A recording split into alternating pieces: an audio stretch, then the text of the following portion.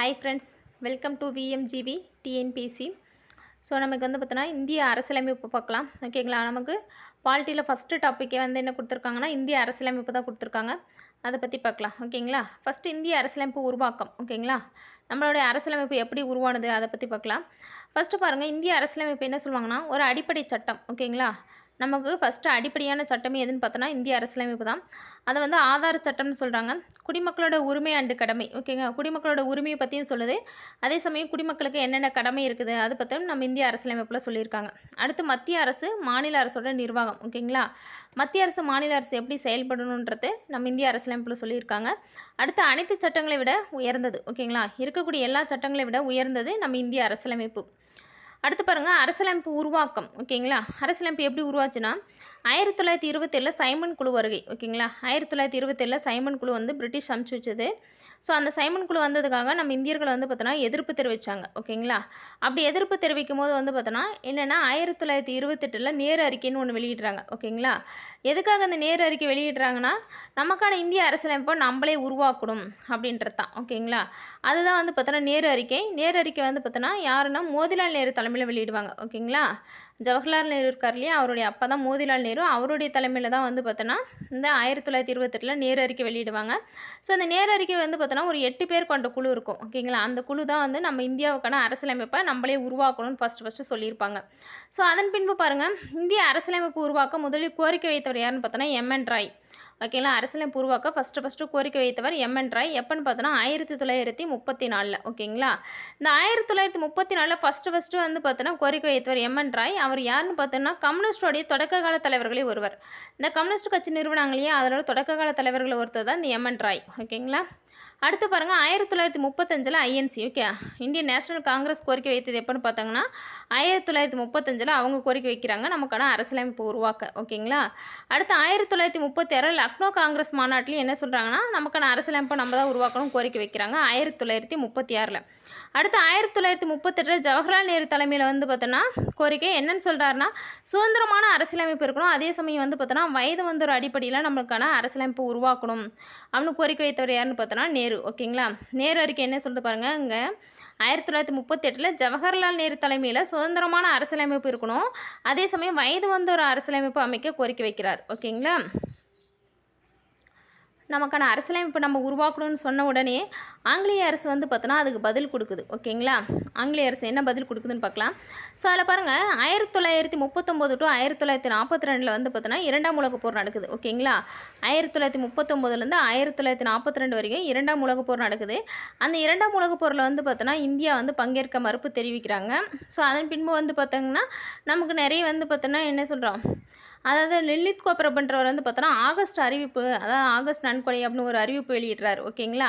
அந்த அறிவிப்பு வெளியிட்டதுனால பார்த்தோன்னா இந்தியர்கள் பார்த்தோன்னா இரண்டாம் உலகப் போரில் பார்த்தோன்னா கட்டாயப்படுத்தப்பட்டு என்னது உலகப் போரில் பங்கேற்க வைப்பாங்க. ஸோ அதில் பார்த்தோன்னா என்ன சொல்லியிருக்காங்க பாருங்கள், 1940 ஆகஸ்ட் 8 ஆகஸ்ட் நன்கொடைன்னு லில்லித் கோப்ரப் ஒரு அறிவிப்பு வெளியிடுவார். அதன் பின்பு பார்த்தோன்னா 1942 கிரிப்ஸ் தூதுக்குழுன்னு ஒரு தூதுக்குழு வரும். ஓகேங்களா? எப்போ 1942 கிரிப்ஸ் தூதுக்குழுன்னு ஒரு தூதுக்குழு வரும். 1942 மார்ச் 22 அன்றைக்கி இந்த கிரிப்ஸ் தூதுக்குழு வந்தது. இந்த கிரிப்ஸ் தூதுக்குழு என்ன அறிக்கை கொடுக்குறாங்கன்னா இரண்டாம் உலகப் போருக்கு பின் அரசியல் நிர்ணய சபை அமைக்கலாம். ஸோ நமக்கான அரசியல் நிர்ணய சபை எப்போன்னா இரண்டாம் உலகப் போருக்கு பின்னாடி நீங்கள் அமைச்சிக்கலாம். எப்படின்னா அதான் நீங்கள் போரில் பங்கேற்பதன் மூலமாக. ஓகேங்களா? அதனால் 1942 கிரிப்ஸ் தூதுக்குழு என்ன சொல்லுதுன்னா நீங்கள் இரண்டாம் உலகப் போருக்கு பின் அரசியல் நிர்ணய சபையை உங்களுக்கு அமைச்சிக்கலாம்னு சொல்லுவாங்க. அதுக்கு கிரிப்ஸ் அறிக்கையை பார்த்தோன்னா காந்தியும் நேரும் விமர்சனம் செய்வாங்க. ஓகேங்களா? கிரிப்ஸ் அறிக்கையை காந்தி நேரு 2 பேருமே விமர்சனம் செய்வாங்க. காந்தி என்ன சொல்லுவார்னா திவாலாகி கொண்டிருக்கும் வங்கியின் பின் தேதிட்ட காசோலைன்னு சொல்வார். ஓகேங்களா? காந்தி என்ன சொல்கிறாருன்னா இந்த கிரிப்ஸ் தூதுக்குழுவோட அறிக்கையை திவாலாகி கொண்டிருக்க வங்கியின் பின் தேதிட்ட காசோலைன்னு சொல்வார். அதே நேரு என்ன சொல்வாருன்னா கிரிப்ஸ் தூதுக்குழுவோட அறிக்கையை கிரிப்ஸ் தூதுக்குழுவின் அறிக்கை பார்த்தோன்னா எனக்கு மிகுந்த மன உளைச்சலை ஏற்படுத்துச்சு அப்படின்னு சொல்வார். ஓகேங்களா? நேரு என்ன சொல்வார்னா எனக்கு கிரிப்ஸ் தூதுக்குழுவோட அறிக்கையை படித்த உடனே மிகுந்த மன உளைச்சலுக்கு உள்ளானேன்னு சொல்லியிருப்பார். ஓகேங்களா? ஓகே, நெக்ஸ்ட்டு கேபினெட் தூதுக்குழு. இந்த கேபினெட் தூதுக்குழுன்றது என்னென்னா அமைச்சரவை தூதுக்குழு. ஸோ பிரிட்டிஷ்கிட்டேருந்து பார்த்தோன்னா பிரிட்டிஷ் அமைச்சரவையிலேருந்து பார்த்தோன்னா நமக்கு ஒரு தூதுக்குழு வருவாங்க. அதுக்கு இன்னொரு பேர் என்னென்னு பார்த்தோன்னா கேபினெட் தூதுக்குழுன்னு சொல்லுவாங்க. ஓகேங்களா? அவங்க எப்போ வராங்கன்னா 1946 மார்ச் 15 வராங்க. ஓகேங்களா? 1946 மார்ச் 15 அந்த கேபினெட் தூதுக்குழு வராங்க. அவங்க வந்த பின்னாடி 1946 மே மாதம் 16ஆம் தேதி பார்த்தோன்னா அவங்களுடைய அறிக்கையை சமர்ப்பிக்கிறாங்க. எப்போ சமர்ப்பிக்கிறாங்கன்னா 1946 மே 16 ஓகேங்களா? அப்போ பார்த்தோன்னா 1946 பாருங்கள், இந்த தொழிற்கட்சின்றது பார்த்தோன்னா பிரிட்டிஷில் வின் பண்ணிடுவார். ஓகேங்களா? தொழிற்கட்சி சார்பில் அட்லி பிரபுன்றவர் பிரிட்டிஷில் வின் பண்ணுவார். ஸோ அவர் தான் பார்த்தோன்னா இந்தியாவுக்கான அந்த விடுதலை வழங்குவார். ஓகேங்களா? அந்த தொழிற்கட்சி சார்பில் அட்லி பிரபு இங்கிலாந்தில் பிரதமராக இருப்பார். அவர் பார்த்தோன்னா அவருடைய அமைச்சரவையிலேருந்து 3 கொண்ட குழு அனுப்புவாங்க. அதுக்கு தான் இது அமைச்சரவை தூதுக்குழுன்னு சொல்லுவாங்க. ஓகேங்களா? அவருடைய அமைச்சரவையிலேருந்து 3 பேர் கொண்ட குழு, அதுக்கு அமைச்சரவை தூதுக்குழு, இன்னொரு பேர் கேபினெட் தூதுக்குழுன்னு சொல்லுவாங்க. ஓகேங்களா? அந்த 3 பேர் யாருன்னு பார்த்தோன்னா AV Alexander, Sir Stafford Cripps, Lawrence. ஓகேங்களா? ஏவி அலெக்சாண்டர் ஒருத்தர், சர் ஸ்டாபோர்ட் கிரிப்ஸ்னுவாங்க, அடுத்து லாரன்ஸ். இவங்க 3 பேர் வருவாங்க. இந்த 3 பேரில் பார்த்தோன்னா லாரன்ஸ் தலைவர். ஓகேங்களா? லாரன்ஸ் தலைவராக இருப்பார். கேபினெட் தூதுக்குழுவோடைய தலைவராக லாரன்ஸ். அடுத்து அந்த கிரிப்ஸ் இருக்கார் இல்லையா, கிரிப்ஸ் பார்த்தோன்னா அந்த திட்ட வரைவை வரைஞ்சவர். ஓகேங்க, நம்ம இந்திய அரசியலமைப்பு பார்த்தோன்னா உருவாக்குறதுக்கு நமக்கு ஒரு பிளான் பார்த்தோன்னா போட்டு கொடுத்தவர் இந்த கிரிப்ஸ் தான். ஓகேங்களா? அடுத்து இந்த கொஸ்டின் பாருங்கள், இது ப்ரீவியஸ் இயரில் கேட்ட கொஸ்டின். என்னென்னா அரசியலமைப்பு எந்த தூதுக்குழுவின் அடிப்படையில் உருவாக்கப்பட்டது? ஸோ நம்ம இந்தியாவுக்கான இந்திய அரசியலமைப்பு எந்த தூதுக்குழுவின் அடிப்படையில் உருவாக்கப்பட்டதுன்னு கேட்டிருக்காங்க. ஸோ இது பார்த்தோன்னா யார், இந்த கேபினெட் தூதுக்குழு இல்லைனா அமைச்சரவை தூதுக்குழு எப்படி வேணாலும் கொடுக்கலாம் ஆப்ஷனில். ஓகேங்களா? கேபினெட் தூதுக்குழுவின் அடிப்படையில் தான் நம்ம இந்தியாவுக்கான இந்திய அரசியலமைப்பு உருவாக்கப்பட்டது. அடுத்துங்க பாருங்கள், அந்த அமைச்சரவை தூதுக்குழு வந்துச்சு இல்லையா, அவங்க என்ன பரிந்துரை கொடுக்குறாங்கன்னா, ஸோ நீங்கள் பார்த்தோன்னா இடைக்கால அரசாங்கம் அமைச்சு பின் அரசியல் நிர்ணய சபை அமைங்க அப்படின்னு சொல்லுவாங்க. ஓகேங்களா? அமைச்சரவை தூதுக்குழுவோட பரிந்துரை என்னென்னா, உங்களுக்கான இடைக்கால அரசாங்கம் ஒன்று அமைச்சு அதன் அடிப்படையில் பார்த்தோன்னா உங்களுக்கான அரசியல் நிர்ணய சபையை நீங்களே அமைக்க அப்படின்னு சொல்லியிருப்பாங்க. ஸோ அதன்படி பார்த்தோன்னா நமக்கு அரசியல் நிர்ணய சபையை அமைக்கிறதுக்கான ஏற்பாடு செய்வாங்க. அதில் ஃபஸ்ட்டு பாருங்கள், அரசியல் நிர்ணய சபை அமைக்கிறதுக்கு அங்கே 1938 நேரு என்ன சொன்னார், அதை பார்த்தோன்னா வயது வந்தோர் வாக்குரிமை அடிப்படையில் அமைக்கலாம் அப்படின்னு சொன்னார் இல்லையா. சுதந்திரமான அரசியலமைப்பு, அதே சமயம் வயது வந்தோர் வாக்குரிமை அடிப்படையில் அமைக்கணும்னு சொன்னார். அதன் அடிப்படையில் பாருங்கள், விகிதாச்சார அடிப்படையில் 10 லட்சம் மக்களுக்கு ஒருவர் என்ற அடிப்படையில் அமைச்சிருப்பாங்க. ஓகேங்களா?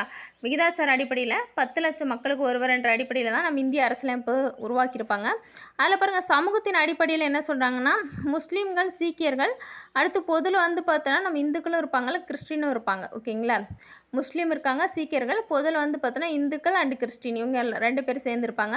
அடுத்து பகுதி தேர்ந்தெடுக்கப்பட்ட அண்டு பகுதி நியமனம் செய்யப்பட்டது. ஸோ அது எப்படி செலக்ட் பண்ணுறாங்கன்னா, முஸ்லீம் இருக்காங்க, சீக்கியர்கள் இருக்காங்க, அதே இந்து, கிறிஸ்டின், அதே மாதிரி பார்த்தோன்னா பகுதி தேர்ந்தெடுக்கப்பட்டு இருக்கணும், அதே நியமனம் செய்யப்பட்டது. இப்படி தான் இந்திய அரசியலமைப்பு உருவாக்குறாங்க. இதில் ஃபஸ்ட்டு பாருங்கள், சுதேசி மன்னர்கள் சார்பாக 93 பேர் நியமனம். மொத்தம் நமக்கு ஸ்டார்டிங்கில் பார்த்தோன்னா ஒரு 565 சுதேச அரசுகள் இருக்கும். ஓகேங்களா? எவ்வளோ சுதேச அரசு இருந்துச்சுன்னா, ஸ்டார்டிங்கில் 565 சுதேச அரசு இருந்தது. அந்த சுதேச அரசுகளில் பார்த்தோன்னா அவங்க என்ன சொல்லிட்டாங்க, பகுதி தேர்ந்தெடுக்கப்பட்ட பகுதி நியமனம் செய்யப்பட்டன்னு சொல்லிட்டாங்க. அப்போ சுதேசி மன்னர்கள் சார்பாக ஒரு 93 பேர் பார்த்தோன்னா என்ன பண்ணுறாங்கன்னா நியமனம் செய்கிறாங்க. ஓகேங்களா? அடுத்து மாகாண உறுப்பினர்கள் மூலம் பார்த்தோன்னா தேர்வு, அதை தேர்வு செய்கிறது பார்த்தோன்னா எலெக்ஷன் மூலமாக மாகாண உறுப்பினர் மூலம் தேர்வு எவ்வளோன்னு பார்த்தாங்கன்னா ஒரு 292 பேர் பார்த்தோன்னா மாகாணம், அதாவது 11 மாகாணங்கள்லேருந்து 292 பேர் என்ன பண்ணுறாங்கன்னா இங்கே தேர்ந்தெடுக்கப்பட்டது. ஓகேங்களா? எலெக்ஷன் மூலமாக. இங்கே நியமனம் பார்த்தோன்னா 93 பேர். அடுத்து பாருங்கள், இது பார்த்தோன்னா ஒரு மறைமுக தேர்தல். ஓகேங்களா? மறைமுக தேர்தலாக தான் இருந்தது. அடுத்து பார்த்தோன்னா ஒற்றை அதாவது பார்த்தோன்னா வாக்கு எப்படி இருந்துச்சுன்னா ஒற்றை பரிமாற்று வாக்கு முறை. இப்போ இருக்குது இல்லையா குடியரசுத் தலைவர் தேர்தல் முறை, அந்த முறையில் அடிப்படையில் தான் நமக்கான அந்த இந்திய அரசியலமைப்பு உருவாக்குனாங்க. அடுத்தங்க பாருங்கள், ஃபஸ்ட்டு எத்தனை உறுப்பினர் இருந்தாங்கன்னா நம்ம இந்திய அரசியலமைப்பு உருவாக்கும் போது 389 உறுப்பினர்கள். ஓகேங்களா? மொத்தம் டோட்டலாக 389 உறுப்பினர்கள் இருந்தாங்க. இதில் மாகாண உறுப்பினர்கள் நம்ம பார்த்தோம், 11 மாகாணத்துலேருந்து 292 உறுப்பினர்கள். அடுத்து சுதேச அரச பிரதிநிதி பார்த்தோம் இல்லையா, ஒரு 93 உறுப்பினர்கள் இருந்தாங்க. அடுத்து மாகாண முதன்மை ஆணையர்கள், இதில் பார்த்தோன்னா ஒரு 4 மாகாணங்கள் இருக்கும். அதுலேருந்து மாகாண முதன்மை ஆணையர்கள் ஒரு 4 பேர் இருந்தாங்க. மொத்தம் பார்த்தோன்னா 389 உறுப்பினர்கள். ஓகேங்களா? ஸோ அடுத்து பாருங்கள், இந்திய அரசியல் நிர்ணய சபை அமைப்பதற்கான தேர்தல் எப்போ நடக்குதுன்னா 1946 ஜூலை டு ஆகஸ்ட்டில். ஓகேங்களா? அவங்க தான் சொல்லிட்டாங்க என்னதுங்க, நமக்கு பார்த்தோன்னா மறைமுக தேர்தல் எப்படின்னா ஒற்றை பரிமாற்று வாக்குமுறை மூலமாக. அதுக்கான தேர்தல் எப்போ நடத்துகிறாங்கன்னா அரசியல் நிர்ணய சபை அமைப்பதற்கான தேர்தல் 1946 ஜூலை இருந்து ஆகஸ்ட் வரைக்கும் நடத்துகிறாங்க. ஓகேங்களா? அடுத்து பாருங்கள், நிர்ணய சபையில் கலந்து கொள்ளாத 2 முக்கிய தலைவர்கள். ஓகேங்களா? அந்த அரசியல் நிர்ணய சபையில் கலந்து கொள்ளாத 2 முக்கிய தலைவர்கள் யாருன்னு பார்த்தோன்னா நம்ம பார்த்தோன்னா என்னது காங்கிரஸை பொறுத்த வரைக்கும் காந்தியும், அந்தட்டு முஸ்லீம் லீக்கை பொறுத்த வரைக்கும் ஜின்னா, 2 பேருமே பார்த்தோங்கன்னா முக்கியமான தலைவர்கள். இவங்க 2 பேருமே வந்து பார்த்தோன்னா இதில் கலந்துக்கல. இந்த அரசியல் நிர்ணய சபை உருவாக்கத்துக்கான அந்த பங்கேற்பில் கலந்துக்கல. ஓகேங்களா? ஓகே. அடுத்து பாருங்கள், அரசியல் நிர்ணய சபை 1946 டிசம்பர் 6 வந்து பார்த்தோன்னா அமைக்கப்பட்டது. ஸோ நமக்கான அரசியல் நிர்ணய சபை ஃபஸ்ட்டு எப்போ அமைக்கிறாங்கன்னு பார்த்தோன்னா 1946 டிசம்பர் 6 அன்றைக்கி தான் வந்து பார்த்தோன்னா அமைக்கிறாங்க. அதோட முதல் கூட்டம் பாருங்கள், அரசியல் நிர்ணய சபையோட முதல் கூட்டம் 1946 டிசம்பர் 9 நடக்குது. ஓகேங்களா? ஃபஸ்ட்டு வந்து அரசியல் நிர்ணய சபை அமைக்கப்பட்டது 1946 டிசம்பர் வந்து பார்த்தோன்னா 6 அமைச்சிட்டாங்க. அடுத்து வந்து அதோட முதல் கூட்டம் 1946 டிசம்பர் 9 அன்னைக்கு டெல்லியில். ஓகேங்களா? டெல்லியில் அரசியல் நிர்ணய சபை அரங்கில் காலை 11 மணி அளவில் வந்து பார்த்தோன்னா என்ன நடக்குது, முதல் கூட்டம் நடக்குது. ஓகேங்களா? இதில் கலந்து கொண்டவங்க எத்தனை பார்த்தோன்னா ஒரு 211 பேர். ஓகேங்களா? முதல் கூட்டத்தில் இந்திய அரசியல் நிர்ணய சபையோட முதல் கூட்டத்தில் கலந்து கொண்டவங்க எத்தனை பேர்னு கேட்டுக்கலாம். ஸோ இதில் பாருங்கள் 211 பேர். ஓகேங்களா? இதில் பாருங்கள், சுதேச அரசியல் பிரதிநிதிகள் வந்து பார்த்தோன்னா 93 பேர் பங்கேற்கல. மொத்தம் 389 உறுப்பினர்கள் இருந்தாங்க இல்லையா, அதில் வந்து 211 பேர் தான் வந்து கலந்துக்கிறாங்க. ஸோ அதில் யார் யார் கலந்துக்கலன்னு பாருங்கள், சுதேச அரசுகளுடைய பிரதிநிதிகள் அந்த நியமனம் செஞ்சாங்களே ஒரு 93 பேர், அவங்க 93 பேர் பங்கேற்கவில்லை. அதேமாதிரி வந்து பார்த்தோன்னா இந்த முஸ்லீம் லீக்ல வந்து பார்த்தோன்னா ஒரு 73 பேர் கலந்துக்கல. ஓகேங்களா? ஏன்னா முஸ்லீம் லீக் வந்து பார்த்தோன்னா 1946 என்ன சொல்கிறாங்க, அவங்க வந்து தனிநாடு கோரிக்கை கேட்குறாங்க. ஓகேங்களா? ஆனால் முஸ்லீம் லீக்கும் வந்து பார்த்தோன்னா நம்ம அரசியல் நிர்ணய சபையில் கலந்துக்கல ஃபஸ்ட்டு கூட்டத்தில். அடுத்து பாருங்கள், முதல் கூட்டத்தோட கருப்பொருள். அந்த முதல் கூட்டத்தோட கருப்பொருளே என்ன பார்த்தோன்னா, ஸோ தற்காலிக தலைவர் தேர்வு. ஓகேங்களா? ஃபஸ்ட்டு தலைவரே கிடையாது, அதனால் தற்காலிக தலைவர் தேர்வு செய்யணும்னு முதல் கூட்டத்தோட கருப்பொருள். அதில் வந்து பார்த்தோன்னா என்ன சொல்கிறாங்க, மூத்த உறுப்பினர், அதாவது பிரெஞ்சு முறையில் வந்து பார்த்தோன்னா என்ன சொல்லுவாங்கன்னா, மூத்த உறுப்பினர் வந்து பார்த்தோன்னா தலைவராக நியமிப்பாங்களாம். ஸோ அதன் அடிப்படையில் வந்து பார்த்தோன்னா நமக்கான இந்திய அரசியல் நிர்ணய சபையோட முதல் தலைவராக யார் போட்டாங்கன்னா சச்சிதானந்த சின்ஹா. இந்த சச்சிதானந்த சின்ஹா வந்து பார்த்தோன்னா ஒரு தற்காலிக தலைவராக தான் நியமித்தாங்க. ஓகேங்களா? இந்த சச்சிதானந்த சின்ஹாவை நியமிக்கலாம் அப்படின்னு சொன்னவர் யாருன்னு பார்த்தோன்னா ஜேபி கிருபாலினி. ஓகேங்களா? இவர் வந்து பார்த்தோன்னா ஐக்கிய மாகாணம், அது உத்தரப்பிரதேசம் அது இருக்கு இல்லைங்களா, அதில் வந்து பார்த்தோன்னா பொது ஏதோ ஒன்று சொல்லுவாங்க. ஸோ அதில் இருந்தவர். ஓகேங்களா?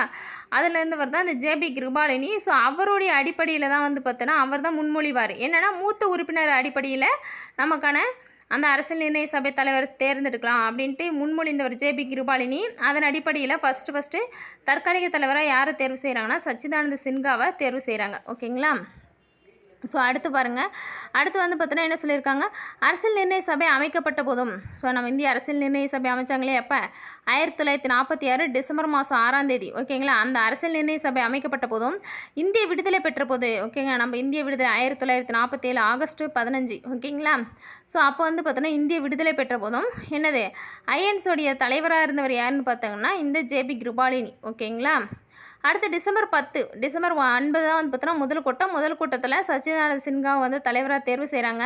ஸோ அடுத்து டிசம்பர் 10 வந்து பார்த்தோன்னா என்னது சச்சிதானந்த சின்ஹா மரணம். ஓகேங்களா? அவர் இறந்துடுறாரு. அடுத்து 2வது கூட்டம் டிசம்பர் 10 விட்டு டிசம்பர் 11 அன்றைக்கி அடுத்த நாளே. ஓகேங்களா? 2வது கூட்டம் 1946 டிசம்பர் 11 போடுறாங்க. அந்த டிசம்பர் 11 பாருங்கள், நிரந்தர தலைவராக டாக்டர் ராஜேந்திர பிரசாத் அவர்களை தேர்வு செய்கிறாங்க. ஓகேங்களா? 2வது கூட்டம் 1946 டிசம்பர் 11 அன்றைக்கி. அந்த டிசம்பர் 11 என்ன பண்ணுறாங்கன்னா, அதாவது நிரந்தர தலைவராக இந்திய அரசியலமைப்புக்கு வந்து யாரை தேர்வு செய்கிறாங்கன்னா டாக்டர் ராஜேந்திர பிரசாத் அவர்களை தேர்வு செய்கிறாங்க. அதிலே வந்து இன்னும் 2 துணைத் தலைவர்கள் செலக்ட் பண்ணுறாங்க. ஓகேங்களா? தலைவர் வந்து பார்த்தோன்னா ராஜேந்திர பிரசாத்தும் 2 துணைத் தலைவர் இருக்காங்க. அவங்க யாருன்னு பார்த்தோன்னா ஹெச்ஜி முகர்ஜி அண்ட் விடி கிருஷ்ணமாச்சாரி. ஓகேங்களா? ஹெச்ஜி முகர்ஜியும் விடி கிருஷ்ணமாச்சாரி 2 பேரும் தேர்வு செய்கிறாங்க. ஸோ இன்னொரு விஷயம் என்னென்னா, சட்ட ஆலோசகராக இங்கே இந்த இடத்துல பிஎன் ராவ் அவங்கள செலக்ட் பண்ணுறாங்க. ஓகேங்களா? சட்ட ஆலோசகராக யாரை செலக்ட் பண்ணுறாங்கன்னா பிஎன் ராவ் அவங்கள செலக்ட் பண்ணுறாங்க. ஓகே, 2வது கூட்டம் முடிஞ்சு அடுத்து 3வது கூட்டம் பாருங்கள். 3வது கூட்டத்தில் என்னென்னா 1947 டிசம்பர் 13 அன்றைக்கி 3வது கூட்டம் நடக்குது. ஓகேங்களா? 1946 டிசம்பர் 13 தான் 3வது கூட்டம். அந்த 3வது கூட்டத்தில் என்ன பண்ணுறாங்கன்னா நேருவோட குறிக்கோள் தீர்மானம் முன்மொழிகிறார். ஓகேங்களா? நேரு வந்து குறிக்கோள் தீர்மானம் எழுதி வச்சுருக்காரு, அது வந்து பார்த்தோன்னா முன்மொழிகிறாரு. அந்த குறிக்கோள் தீர்மானத்தின் அடிப்படையில் தான் நம்ம இந்திய முகவரியே அமைஞ்சிருக்குது. ஓகேங்களா? குறிக்கோள் தீர்மானத்தின் அடிப்படையில் தான் நம்மளுடைய முகவரி இருக்குது. குறிக்கோள் தீர்மானம் வந்து பார்த்தோன்னா ஏற்றுக்கொள்ளப்பட்ட நாள் அதாவது 1947 ஜனவரி 22 அன்றைக்கி. அதாவது இந்த 3வது கூட்டம் இருக்கு இல்லைங்களா, 1946 டிசம்பர் 13 அன்றைக்கி வந்து பார்த்தோன்னா 3வது கூட்டம். அந்த டிசம்பர் 13 அன்றைக்கி வந்து நேரோட குறிக்கோள் தீர்மானம் முன்மொழிவு. ஓகேங்களா? அவர் வந்து அந்த இடத்துல தான் சொல்கிறாரு ஃபஸ்ட்டு ஸ்டார்டிங்கில். அதன் பின்பு தான் வந்து பார்த்தோன்னா குறிக்கோள் தீர்மானம் வந்து ஏற்றுக்கொள்ளப்பட்டது எப்போன்னு பார்த்தோன்னா 1947 ஜனவரி 22. ஓகேங்களா? ஏற்றுக்கொள்ளப்பட்டது. ஸோ நேரு நேரு குறிக்கோள் தீர்மானம் வந்து பார்த்தோன்னா முகவரியாக மாறுச்சு. ஓகேங்களா, நேருடைய குறிக்கோள் தீர்மானம் தான் இப்போ நம்மளுடைய அரசியலமைப்புடைய முகவரியாகவே இருக்குது. ஓகேங்களா, இந்த முகவரி வந்து நம்ம எங்கேருந்து எடுத்திருக்காருன்னா நேரு குறிக்கோள் தீர்மானம் அமெரிக்காவுடைய மாதிரி வடிவத்தில் இருந்தான். ஓகேங்களா, நமக்கு முன்னாடி அமெரிக்காவுடைய இந்திய அரசியலமைப்பு வந்து எழுதி முடிக்கப்பட்டது. ஸோ அதிலிருந்து தான் வந்து பார்த்தோன்னா நேருவோட குறிக்கோள் தீர்மானம் எடுத்தார். அந்த குறிக்கோள் தீர்மானம் தான் என்னவா மாறுச்சுன்னா முகவரியாக மாறி இருக்கு. ஓகேங்களா, அடுத்து பாருங்கள், ஜூன் 3 வந்து பார்த்தோன்னா மவுண்ட்பேட்டன் திட்டம். இதில் வந்து பார்த்தோன்னா அனைத்து சுதேச மாகாணங்களும் இணைந்து விட்டன. ஸோ மொத்தம் என்ன சொல்லியிருப்பாங்கன்னா, விடுதலைக்கு முன்னாடி வந்து பார்த்தோன்னா என்ன சொல்லியிருப்பாங்கன்னா, எல்லா சுதேச அரசுகளும் வந்து பார்த்தாங்கன்னா ஒன்று வந்து பார்த்தோன்னா என்னது முஸ்லீம் லீக்கில் இணையணும், இல்லைனா வந்து பார்த்தோன்னா காங்கிரஸ் கூட இணையணும்னு சொல்லுவாங்க. ஸோ இதன் அடிப்படையில் ஜூன் 3ஆம் நாள் திட்டம் வந்து பார்த்தோன்னா மவுண்ட்பேட்டன் திட்டம் விடுவாங்க. அந்த மவுண்ட்பேட்டன் திட்டத்தில் வந்து பார்த்தாங்கன்னா எல்லா சுதேச மாகாணமுமே இணைஞ்சிரும். அதுக்கு முன்னாடி கொஞ்சம் கொஞ்சம் இணைஞ்சிருப்பாங்க. ஆனால் ஜூன் 3ஆம் நாள் திட்டத்தின் அடிப்படையில் எல்லாரும் இணைஞ்சிருவாங்க. ஓகேங்களா, அப்புறம் ஒரு 3 மட்டும் இணையாது இருக்கும். ஹைதராபாத்து, ஜம்மு காஷ்மீர், அதுக்கப்புறம் வந்து பார்த்திங்கன்னா ஒரு சுதேசி மாகாணம். ஓகே, ஒரு 3 மாகாணம் இணையாமல் இருக்கும். அந்த 3 மாகாணம் மட்டும் அதுக்கப்புறம் போர் மூலமாக அப்புறம் ஒப்பந்தத்தின் மூலமாக இணைச்சிருவாங்க. ஓகேங்களா, அது பின்னாடி வரும் பார்க்கலாம். ஸோ இது பாருங்கள், ஜூன் 3 மவுண்ட்பேட்டன் திட்டம் வந்து பார்த்தோன்னா இதில் அனைத்து சுதேச மாகாணம் இணைந்துச்சுன்னு சொல்கிறாங்க. ஸோ அடுத்து விடுதலைக்கு பின் வந்து பார்த்தோன்னா அரசியல் நிர்ணய சபை மாற்றங்கள். ஸோ நம்ம விடுதலைக்கு பின்னாடி அரசியல் நிர்ணய சபையில் என்னென்ன மாற்றம் வந்துச்சு அதை பற்றி சொல்லியிருக்காங்க. இல்லை பாருங்கள், படிச்சுட்டு என்ன சொல்லியிருக்காங்கன்னா இறையாண்மை கொண்ட அமைப்பாக மாறியது. ஸோ ஓகே, விடுதலைக்கு பின்னாடி நம்ம நிர்ணய சபை எப்படி மாறிச்சுன்னா இறையாண்மை கொண்ட அமைப்பாக மாறியது. அரசியல் நிர்ணய சபையின் முதல் தலைவர் யாருன்னா டாக்டர் ராஜேந்திர பிரசாத். ஓகேங்களா, ஃபஸ்ட்டு ஒரு தற்காலிக தலைவர் தான் போட்டாங்க ஷின்காவை. ஸோ அதுக்கப்புறம் தான் வந்து பார்த்தோன்னா என்னது அரசியல் நிர்ணய சபையோட முதல் நிரந்தர தலைவராக டாக்டர் ராஜேந்திர பிரசாத் வருவார். ஓகேங்களா, அடுத்து அரசியல் நிர்ணய சபையின் பணிகள்னு சொல்லியிருக்காங்க பாருங்கள். இது என்னென்னா ஓகே, அதான் அரசியல் நிர்ணய சபை வந்து பார்த்தோன்னா ஏற்றுக்கொள்ளப்பட்டு ஸோ அதன் பின்பு வந்து பார்த்தோன்னா என்ன சொல்லியிருக்காங்க, அரசியல் நிர்ணய சபையில் யார் யாருக்கு என்னென்ன ஒர்க்கு. ஓகேங்களா, அதில் கொடுத்துருப்பாங்க. அரசியல் நிர்ணய சபையின் பணிகள் பாரு, தேசிய கொடியை ஏற்றுக்கொள்ளுதல். ஸோ நம்ம தேசிய கொடியை எப்போ ஏற்றுக்கணும் அப்படின்னு சொல்லியிருக்காங்க. அதில் பாருங்கள், ஜூலை 22, 1947 ஜூலை 22, 1947 தான் நம்மளுடைய தேசிய கொடி ஏற்றுக்கொள்ளுதல். ஏன்னா வந்து பார்த்தோன்னா ஆகஸ்ட்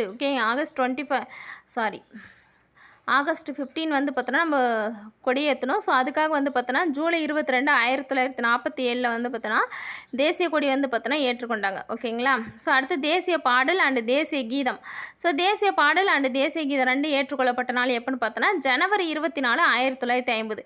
ஏன்னா ஜனவரி 26 வந்து பார்த்தோன்னா நமக்கு என்னது குடியரசு. ஓகேங்களா, ஸோ அதனால் ஜனவரி 24 வந்து என்ன பண்ணிட்டாங்கன்னா தேசிய பாடல் அண்டு தேசிய கீதம் 2 ஏற்றுக்கொள்ளப்பட்டது 1950 ஜனவரி 24. ஓகேங்களா, அடுத்து வந்து பாருங்கள், ராஜேந்திர பிரசாத் முதல் குடியரசுத் தலைவராக பதவியேற்பு. ஓகேங்களா, ஃபஸ்ட்டு அதாவது என்னது அந்த அரசியல் நிர்ணய சபையிலிருந்தே இவர் தான் குடியரசுத் தலைவராக இருக்கார்.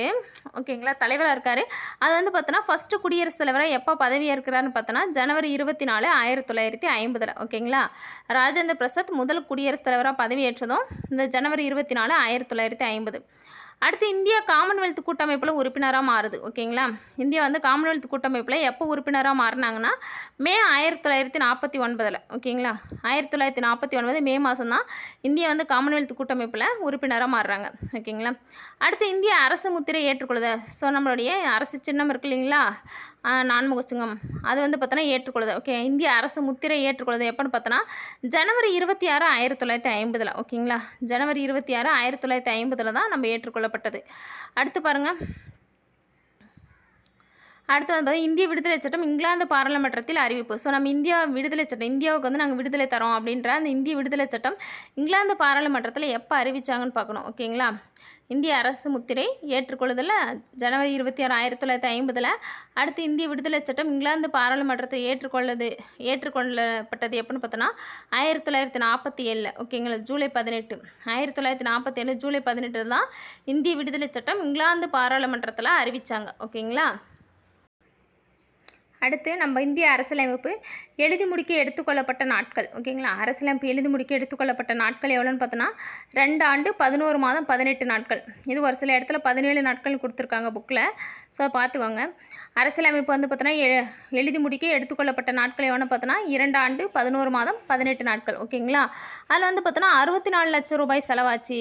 ஓகேங்களா, 64 லட்சம் ரூபாய் செலவில் 60 நாடுகளோட அரசியலமைப்பில் இருந்து தான் எடுக்கப்பட்டதுன்னு சொல்லுவாங்க. ஓகேங்களா, 64 லட்சம் ரூபாய் செலவில் 60 நாடுகளுடைய அரசியலமைப்பை ஆய்வு செய்து தான் என்ன பண்ணாங்க, நமக்கான இந்திய அரசியலமைப்பை உருவாக்குனாங்க. அது எழுதி முடிக்க எவ்வளோ நாள் ஆச்சுன்னா 2 ஆண்டு 11 மாதம் 18 நாட்கள். ஓகேங்களா. ஸோ அடுத்து பாருங்கள், இந்த இந்திய அரசியலமைப்பு வந்து பார்த்தோன்னா அரசியல் நிர்ணய சபை இருந்துச்சிங்களா. ஸோ அது வந்து பார்த்தோன்னா 11 அமர்வுகளாக 166 நாட்கள் நடைபெற்றது. ஓகேங்களா. அரசியல் நிர்ணய சபை ஒரு 11 அமர்வாக 166 நாட்கள் நடைபெற்றது. அதில் வந்து பார்த்தோன்னா 114 நாள் விவாதமே போயிருக்குது. ஓகேங்களா. 166 நாளில் 114 நாள் விவாதம் போச்சுங்களாம். ஸோ ஓகே பாருங்கள். அடுத்து பெரும்பாலான சட்டங்கள் 1935 இந்திய அரசு சட்டத்திலேருந்து பெறப்பட்டது. ஸோ ஓகேங்களா. 1935ஆம் ஆண்டு இந்திய அரசு சட்டம் போட்டாங்களே, அதுலேருந்து தான் அதிகப்படியான சட்டத்தை வந்து பார்த்தோன்னா நம்ம இந்திய அரசியலமைப்பில் எடுத்து வச்சுருக்காங்க. ஓகேங்களா. அடுத்து பாருங்கள், அரசியலமைப்பு சட்டம் அதிகம் பெறப்பட்ட நாடு இங்கிலாந்து. ஓகேங்களா. அரசியலமைப்பு சட்டம் வந்து பார்த்தோன்னா நம்ம இருக்கக்கூடிய இந்திய அரசியலமைப்பு சட்டத்தில் அதிகமான சட்டம் எங்கேருந்து எடுத்துன்னு பார்த்தோன்னா இங்கிலாந்து கிட்டேருந்து தான் எடுத்திருக்கோம். ஓகேங்களா. இதில் வந்து நமக்கு ஃபஸ்ட்டு குழுக்கள் இருக்கும். ஓகே, 22 நிலைக்குழு இருக்குது மொத்தம் டோட்டலாக. அந்த 22 நிலைக்குழுக்களில் வந்து பார்த்தோன்னா பெரிய குழு வந்து பார்த்தோன்னா ஒரு 8 குழு போட்டாங்க. அடுத்து சிறிய குழு வந்து பார்த்தோன்னா ஒரு 13 குழுக்கள், அடுத்து வரைவு குழு 1. ஓகேங்களா. மொத்தம் 22 நிலைக்குழுக்கள் போட்டாங்க இந்திய அரசியல் நிர்ணய சபை. ஓகேங்களா. அதில் பாருங்கள், மாநில குழு, ஓகே, ஒன்றிய அரசியலமைப்பு குழு, ஒன்றிய அதிகார குழு, இந்த 3 குழு யாரோடைய தலைவராக இருந்தாருன்னா ஜவஹர்லால் நேரு தலைமையில் செயல்பட்டது. ஓகேங்களா. மாநில குழுக்கள், ஒன்றிய அரசியலமைப்பு குழு அண்டு ஒன்றிய அதிகார குழு, இது 3ஓட தலைவராக யார் இருந்ததுன்னா நேரு இருந்தார். ஓகேங்களா. அடுத்து மாகாணத்தில் அரசியலமைப்பு குழு, இது வந்து பார்த்தோன்னா என்ன சொல்லியிருக்காங்க, மாநில குழுக்கள், ஒன்றிய அரசியலமைப்பு குழு, ஒன்றிய அதிகார குழு, இது 3க்கு தலைவர் ஜவஹர்லால் நேரு. அடுத்து இங்கே பாருங்கள், மாகாண அரசியலமைப்பு குழு, அடிப்படை உரிமைகள் குழு, நமக்கான அடிப்படை உரிமை இருக்கு இல்லையா, அந்த 2 குழுக்கும் வந்து பார்த்தோன்னா தலைவர் யாருன்னா சர்தார் வல்லபாய் பட்டேல். ஓகேங்களா. மாகாண அரசியலமைப்புக்கும் அடிப்படை உரிமைக்கும் தலைவர் யாருன்னு பார்த்தோன்னா வல்லபாய் பட்டேல் இருந்திருக்காரு. ஓகேங்களா. ஸோ நெக்ஸ்ட் பாருங்கள், அடுத்து இயக்கக்குழுக்கும் செயல்முறை விதிகள் குழு, இது 2ஓட தலைவராக ராஜேந்திர பிரசாத் இருக்கார். ஓகேங்களா. இயக்கக்குழு அண்டு செயல்முறை விதிகள் குழு, இது 2க்கு தலைவர் யாருன்னு பார்த்தோன்னா ராஜேந்திர பிரசாத். ஓகேங்களா. நெக்ஸ்ட் பாருங்கள், வரைவு குழு. ஓகேங்களா. வரைவு குழுவோட தலைவர் யாருன்னு பார்த்தோங்கன்னா அம்பேத்கர். ஓகேங்களா. வரைவு குழுக்கு தலைவர் அம்பேத்கர். அடுத்து தேசிய கொடிக்கான தற்காலிக குழு தலைவர் யாருன்னு பார்த்தோன்னா ராஜேந்திர பிரசாத். ஓகேங்களா. நம்ம தேசிய கொடியை வந்து பார்த்தோன்னா வடிவமைப்பதற்கான அந்த தற்காலிக குழுவோட தலைவராக இருந்தவர் யாருன்னு பார்த்தோன்னா ராஜேந்திர பிரசாத். அதே தேசிய கொடியை வடிவமைத்தவர்னு ஒருத்தர் இருப்பார், அவர் வந்து ஆந்திராவை சேர்ந்த பிங்களி வெங்கையா. ஓகேங்களா. அது பின்னாடி வரும் பார்க்கலாம். இங்கே பாருங்கள், தேசிய கொடியை வடிவமைப்பதற்கான தற்காலிக குழு தலைவர் ராஜேந்திர பிரசாத் இருந்தார். ஓகேங்களா. அடுத்து வந்து பார்த்தோன்னா ஹவுஸ் கமிட்டி, ஸோ இந்த வீட்டு மனையெல்லாம் இருக்கு இல்லைங்களா, அதுக்கான வந்து தலைவராக இருந்தவர் யாருன்னு பார்த்தோன்னா பட்டாபி சித்தராமையா. ஓகேங்களா. ஹவுஸ் கமிட்டியோட தலைவராக இருந்தவர் பார்த்தோன்னா பட்டாபி சித்தராமையான்னு ஒருத்தர் இருந்தார். ஓகேங்களா. அடுத்து மொழியியல் மாகாணங்களுக்கான குழு தலைவர். ஓகேங்களா. மொழிக்கு வந்து பார்த்தோன்னா அந்த மொழியியல் மாகாணங்கள் குழு தலைவராக யார் இருந்தால் எஸ்கே தார். ஓகே, தார் கமிட்டின்னு சொல்லுவாங்க இல்லையா, அவங்க இருந்தாங்க. அடுத்து பாருங்கள், வரைவு குழுவின் வழிகாட்டி, அங்கே வந்து வரைவு குழுவோட தலைவர் பார்த்தோம். வரைவு குழுவின் தலைவர்னு கேட்டாங்கன்னா அம்பேத்கர். ஓகேங்களா. இங்கே வரைவு குழுவின் வழிகாட்டின்னு கேட்குறாங்க. வழிகாட்டி யாருன்னு பார்த்தோன்னா ஜவஹர்லால் நேரு. இது வந்து பார்த்தோன்னா ஒரு PYQ கொஸ்டின். ஓகேங்களா. ப்ரீவியஸ் இயர் கொஸ்டின் தான். என்னென்னு பார்த்தோன்னா வரைவு குழுவின் வழிகாட்டி ஜவஹர்லால் நேரு. ஓகேங்களா. அடுத்து வரைவு குழு வந்து பார்த்தோன்னா அம்பேத்கர் உட்பட 7 உறுப்பினர் இருந்தாங்க. இந்த வரைவு குழு டிராப்ஸ் கமிட்டி இருக்கு இல்லைங்களா, ஸோ அதில் அம்பேத்கர் உட்பட 7 பேர் இருந்தாங்க. அது யாரான்னு பார்க்கலாம். ஃபஸ்ட்டு பாருங்கள், அம்பேத்கர் வந்து பார்த்தோன்னா தலைவர். ஓகேங்களா. வரைவு குழுவோட தலைவர் வந்து பார்த்தோன்னா அம்பேத்கர். அடுத்து என் கோபாலசுவாமி ஐயங்கார் இருந்தார். ஓகேங்களா. என் கோபாலசுவாமி ஐயங்கார். அடுத்து அல்லாடி கிருஷ்ணசாமின்னு ஒருத்தர். ஓகேங்களா. அல்லாடி கிருஷ்ணசாமி. அடுத்து நெக்ஸ்ட்டு பாருங்கள், டாக்டர் KM முன்சின்னு இருக்கார். ஓகேங்களா. KM முன்சி. அவர் அடுத்து வந்து பார்த்தோன்னா சையத் முகமது சாதுல்லான்னு ஒருத்தர். ஓகேங்களா. சையத் முகமது சாதுல்லா.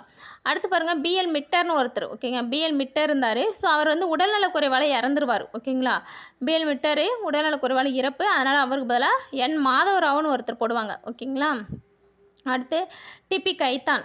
ஓகேங்களா. இந்த கைத்தான் இருந்தார். அந்த கைத்தானுக்கு பதிலாக டிடி கிருஷ்ணமாச்சாரின்னு ஒருத்தர் நியமித்தாங்க. ஓகேங்களா. மொத்தம் என்னது 7 உறுப்பினர்கள் தான்.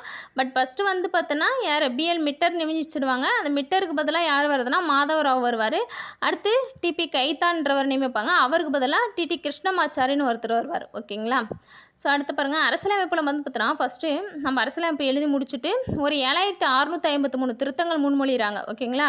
அரசியலமைப்பு எழுதி முடித்த பின்னாடி 7653 திருத்தங்கள் முன்மொழிகிறாங்க. ஆனால் அதில் வந்து பார்த்தோன்னா ஒரு 2473 திருத்தங்கள் மட்டும் என்னது அரசியல் நிர்ணய சபையால் மேற்கொள்ளப்பட்டது. ஓகேங்களா. அதாவது 7653 திருத்தத்தில் 2473 திருத்தங்கள் மட்டும் மேற்கொள்கிறாங்க. ஓகேங்களா. ஸோ நெக்ஸ்ட்டு பாருங்கள், நமது அரசியலமைப்பு ஏற்றுக்கொள்ளப்பட்ட நாள். ஓகேங்களா. நம்ம கான்ஸ்டியூஷன் என்றைக்கு ஏற்றுக்கணும்னு பார்த்தீங்கன்னா 1949 நவம்பர் 26. ஓகேங்களா. அரசியலமைப்பு ஏற்றுக்கொள்ளப்பட்ட நாள் என்றைக்குன்னா 1949 நவம்பர் 26.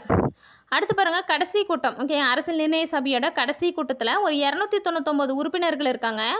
299 உறுப்பினர்களில் 284 உறுப்பினர் கையெழுத்திட்டு நம்ம இந்திய அரசியலமைப்பை ஏற்றுக்கொண்டாங்க. ஓகேங்களா, கடைசி கூட்டம் 299 உறுப்பினர்கள் இருக்காங்க. அதில் 284 உறுப்பினர்கள் தான் கையெழுத்திட்டு என்னது நம்ம இந்திய அரசியலமைப்பு ஏற்றுக்கொள்ளப்பட்டது. ஓகேங்களா, அடுத்து பாருங்கள் அம்பேத்கருக்கு சிறப்பு.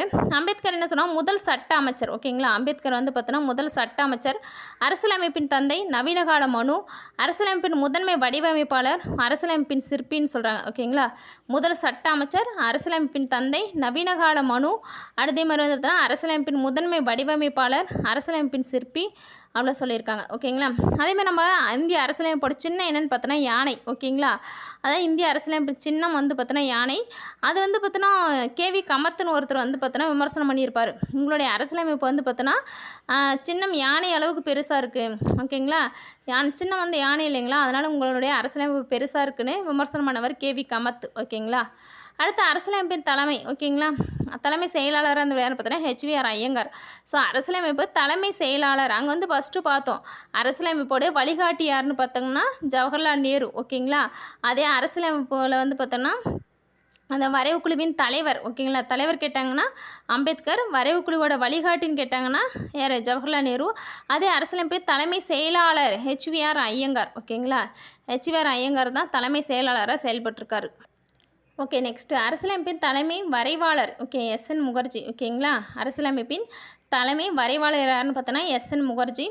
ஸோ அங்கே பாருங்கள் அரசியலமைப்பை எழுதியவர்கள். ஓகேங்களா, அரசியலமைப்பை யார் எழுதுனா ஓகே இங்கிலீஷில் வந்து ஆங்கிலத்தில் வந்து பார்த்தோன்னா பிரேம் பெஹாரி நரேன் ரைஜடா. இது வந்து நமக்கு 10th புக்லேயே இருக்குது. ஓகேங்களா, அதாவது ஆங்கிலத்தில் எழுதுவ பிரேம் பெஹாரி நரேன் ரைஜடா. அதாவது இத்தாலிய பாணி. ஓகேங்களா, வரி வடிவம்னு சொல்லுவோம் இல்லையா, அந்த வரி வடிவம் வந்து பார்த்தோன்னா இத்தாலிய பாணியில். ஆனால் ஆங்கிலத்தில் எழுதியவர் யாருன்னு பார்த்தோன்னா பிரேம் பெஹாரி நரேன் ரைஜடா. ஓகேங்களா, ஸோ நெக்ஸ்ட்டு பாருங்கள் ஹிந்தியில் வந்து பார்த்தோன்னா வசந்த் கிஷான் வைத்தியான். ஓகேங்களா, ஹிந்தியில் எழுதியவர் வசந்த் கிஷான் வைத்தியான். அடுத்து பாருங்கள் இது உண்மை பிரவிதை. ஸோ இவங்க எழுதுனாங்க இல்லையா, அது வந்து பார்த்தோன்னா உண்மையான இந்திய அரசியலமைப்பு எழுதப்பட்டது எங்கே இருக்குன்னா ஹீலியம் வாயு நிரப்பப்பட்டு நம்ம நாடாளுமன்றத்தில் வச்சுருக்காங்க. ஓகேங்களா, ஹீலியம் வாயு நிரப்பப்பட்டு நம்மளுடைய நாடாளுமன்றத்தில் வச்சுருக்காங்க. என்னது நம்மளுடைய அரசியல் நிர்ணய சபையுடைய அந்த ஓகேங்களா இந்திய அரசியலமைப்பு. ஓகேங்களா, அடுத்து பாருங்கள் அதாவது பார்த்தோன்னா அரசியலமைப்பு வந்து பார்த்தோன்னா அழகுபடுத்தியவர்கள். ஓகேங்களா, அரசியலமைப்பு யார் அழகுபடுத்தியது, அதாவது எழுதுவனவங்க வந்து பார்த்தோன்னா ஆங்கிலத்தில் பிரேம் பெஹாரி நரேன் ரைஜடாவும், ஸோ அதேமாதிரி வந்து பார்த்தோன்னா ஹிந்தியில் வசந்த் கிஷான் வைத்தியான் எழுதியிருக்காங்க. ஓகேங்களா, அதோட உண்மை பிரதி தான் ஹீலிய வாயு நிரப்பப்பட்டு நாடாளுமன்ற வளாகத்தில் வச்சுருக்காங்க. அடுத்து பாருங்கள் அரசியலமைப்பு அழகுபடுத்தியவங்க யாருன்னு பார்த்தோன்னா ஆங்கிலத்தில் ராம் மனோகர் சின்ஹா. ஓகேங்களா, அரசியலமைப்பை அழகுபடுத்தியவங்களை ராம் மனோகர் சின்ஹா வந்து பார்த்தோன்னா ஆங்கிலத்தில் அழகுபடுத்தியிருக்காரு. அதேமாதிரி வந்து ஹிந்தியில் வந்து பார்த்தோன்னா நந்தலால் போஸ். ஓகே, ஹிந்தியில் வந்து அழகுபடுத்தி யாருன்னு பார்த்தோன்னா நந்தலால் போஸ்ன்றவர். ஓகேங்களா, அடுத்து அரசியலமைப்பு மீதான விமர்சனம். நம்ம அரசியலமைப்பில் எழுதி முடிச்சுட்டாங்க. அது வந்து பார்த்தோன்னா 1949 நவம்பர் 26 ஏற்றுக்கொள்ளப்பட்டது. ஸோ அதுக்கு பின்பு வந்து பார்த்தோன்னா நம்ம அரசியலமைப்பு மீதான விமர்சனம். ஸோ அரசியலமைப்பு எவ்வளோ விமர்சனம் செஞ்சுருக்காங்க பாருங்கள். அது வந்து பார்த்தோன்னா ஒரு பிரதிநிதித்துவ அமைப்பாக இல்லை. ஓகேங்களா, அரசியலமைப்பை பிரதிநிதித்துவ அமைப்பாக இல்லைன்னு சொல்கிறாங்க. அடுத்து இறையாண்மை மிக்க அமைப்பாக கிடையாது அப்படின்னு சொல்லியிருக்காங்க. ஓகேங்களா, இந்திய அரசியலமைப்பு ஒரு இறையாண்மை மிக்க அமைப்பாக இல்லைன்னு சொல்லியிருக்காங்க. அதேமாரி அதிக காலம் எடுத்துக்கொண்டது.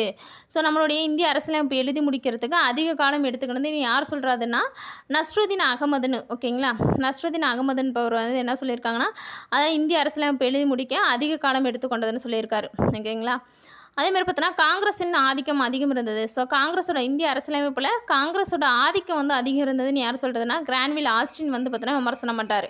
ஓகேங்களா, காங்கிரஸோட ஆதிக்கம் அதிகம் இருந்ததுன்னு கிரான்வில் ஆஸ்டின் சொல்லியிருக்காரு.